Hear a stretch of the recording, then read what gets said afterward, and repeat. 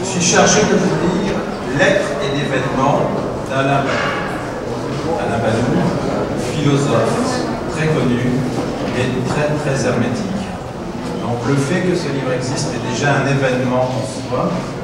Le fait que je le lise est un double événement. Et si vous comprenez, c'est un supra-événement. Le matel de l'événement.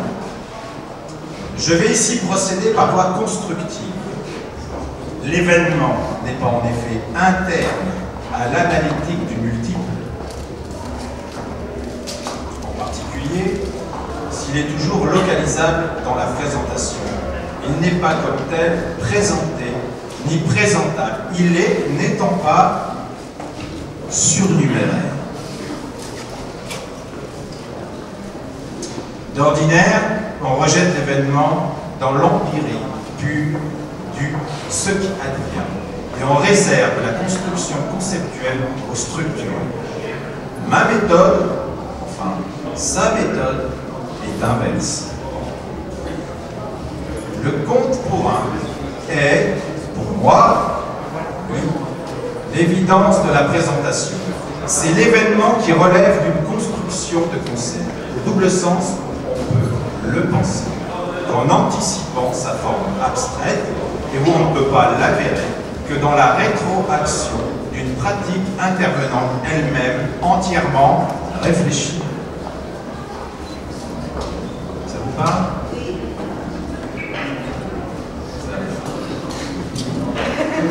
On va faire des jeux ensemble. Un événement est toujours localisable. Qu'est-ce que ça veut dire? D'abord, que nul événement ne concerne immédiatement la situation dans son ensemble. Un événement est toujours en un point de la situation, ce qui veut dire qu'il concerne un multiple présenté dans la situation. Quoi qu'on puisse vouloir dire par le mot concerné. Il est possible de caractériser de façon générale le type de multiple que peut concerner un événement dans une situation quelconque. Donc, comme on s'en doute, il s'agit de ce que j'ai prénommé un site événementiel. Nous poserons, une fois pour toutes, le fait qu'il n'y a pas d'événement naturel, ni non plus d'événement neutre. Dans les situations naturelles ou neutres, il n'y a que les faits. La distinction du fait et de l'événement renvoie en dernière instance à la distinction des situations naturelles ou neutres, dont le critère est global, et des situations historiques, dont le critère d'existence d'un site, par exemple, est local. Il n'y a d'événement que dans une situation qui présente au moins un site. L'événement est attaché, dans sa définition même, au lieu, au point qui concentre l'historicité de la situation. Tout événement a un site singularisable dans une situation historique. Le site désigne le type local de la multiplicité concernée par un événement. Ce n'est pas parce que le site existe dans la situation qu'il y a événement. Et pour qu'il y ait événement, il faut la détermination locale du site. Donc, une situation où est présenté au moins un multiple au bord du vide.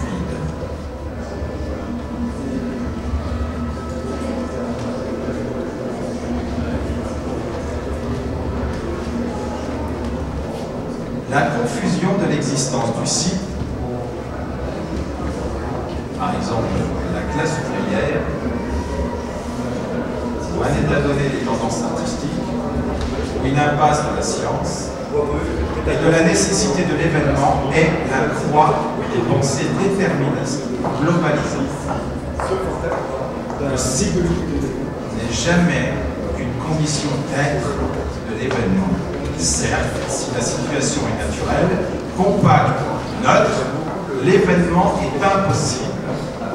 Mais l'existence d'un multiple au bord du vide fait advenir que la possibilité de l'événement. Il se peut toujours qu'il ne s'en produise aucun.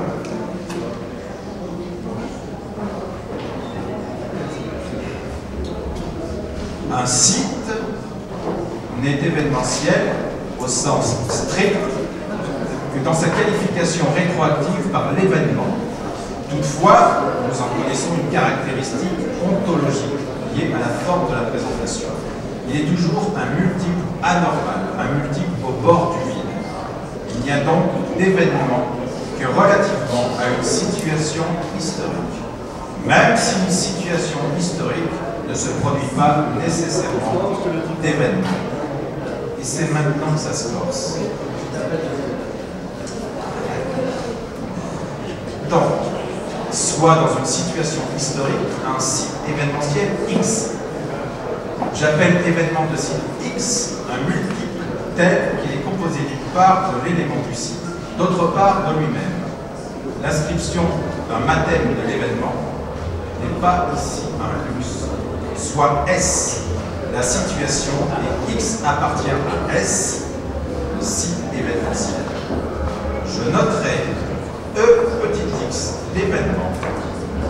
Et ma définition s'écrit alors.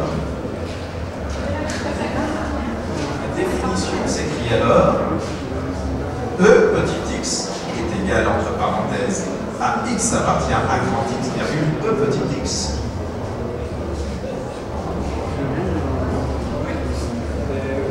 On peut le dire aussi avec l'accent. Peut-être que ça peut être intéressant. On a une danseuse belge. Qu'est-ce que je fais? Je me lance. Alors je vais essayer comme ça. Est-ce que c'est plus intéressant? Est-ce que vous trouvez ça plus intéressant? Oui? Alors très bien. Soit l'événement fait un multiple, d'une part, de tous les multiples qui appartiennent à son site, d'autre part, de l'événement lui-même. Alors forcément, deux questions sont immédiates.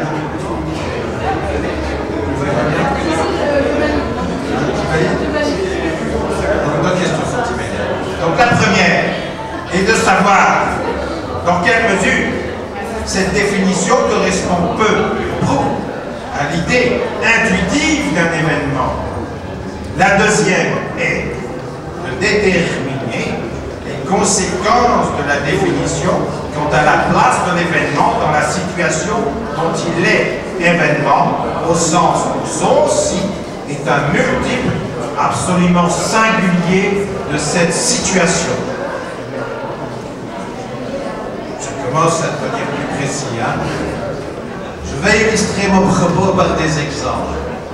Je répondrai à la première par une image. Soit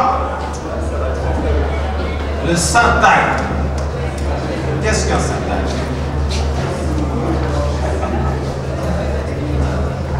Soit le syntagme de Révolution française, soit le syntagme de Révolution française. Que faut-il entendre sous ces mots?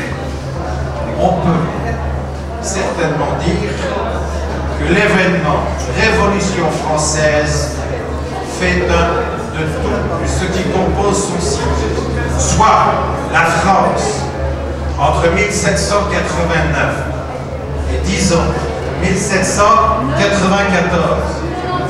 Vous trouvez là les électeurs, les états généraux, les paysans de la Grande Peur, les sans-culottes, les villes, le personnel de la Convention, les clubs des Jacobins, les soldats de la levée en masse, mais aussi le prix, les subsistances, la guillotine, les effets de tribune, les massacres, les espions anglais, les Vendéens, les Assignats, le théâtre, la Marseillaise, etc.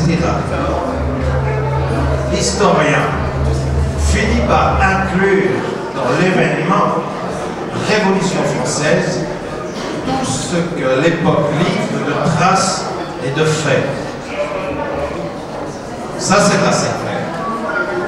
Dans cette voie, qui est l'inventaire de tous les éléments du site, il se peut toutefois que l'un des événements se décompose jusqu'à n'être plus justement que le dénombrement toujours infini des gestes, des choses et des mots qui coexistent. Ce qui fait point d'arrêt à cette dissémination est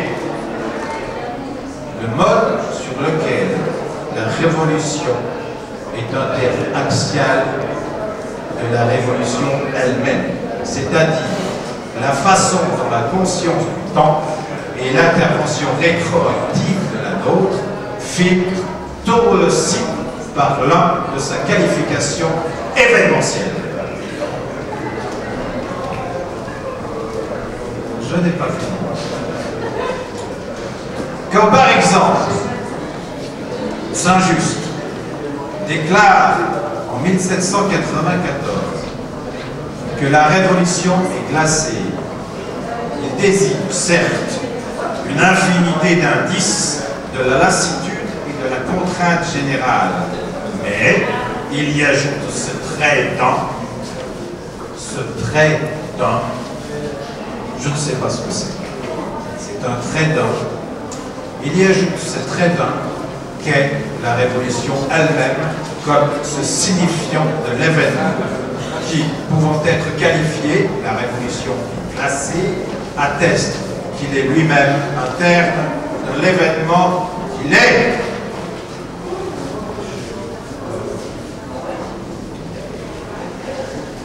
C'est moi qui décide si j'arrête en fait, je n'ai pas de consigne particulière. Je regarde. Allez. On peut changer d'accent, vous pouvez demander si c'est dans mes codes. Mais je trouve que ça devient tout de suite plus intéressant. Non? Ah, très bien. Je vois un sourire, je suis content. Alors, j'en étais. De la Révolution française comme événement, il faut à la fois dire qu'elle présente le multiple infini de la séquence des faits situés entre 1789 et 1794. Et en outre, qu'elle se présente elle-même comme résumé émanant et trait-d'un, toujours le fameux trait-d'un, de son propre multiple. La révolution, si même elle est interprétée comme telle par la rétroaction historique, n'en est pas moins en elle-même surnuméraire au seul dénombrement des termes de ce cycle, quoiqu'elle présente ce dénombrement. L'événement est donc bien ce multiple qui à la fois présente tout son cycle et par le signifiant pur de lui-même émanant à son propre multiple, en vient à présenter la présentation elle-même, soit l'un du multiple infini qu'il est.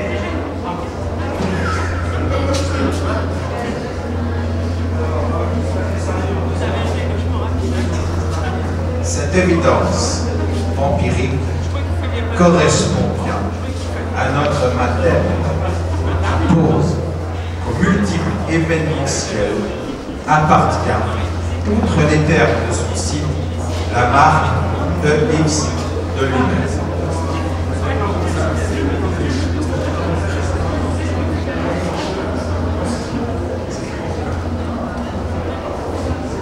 Je vais changer d'accent.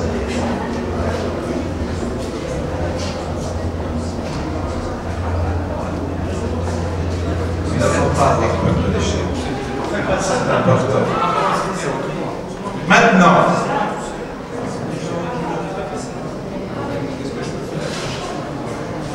bien. C'est pas intéressant.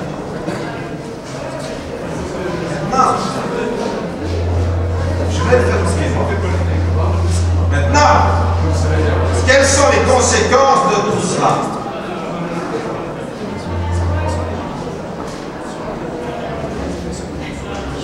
Maintenant, quelles sont les conséquences de tout cela pour ce qui concerne le rapport de l'événement à la situation?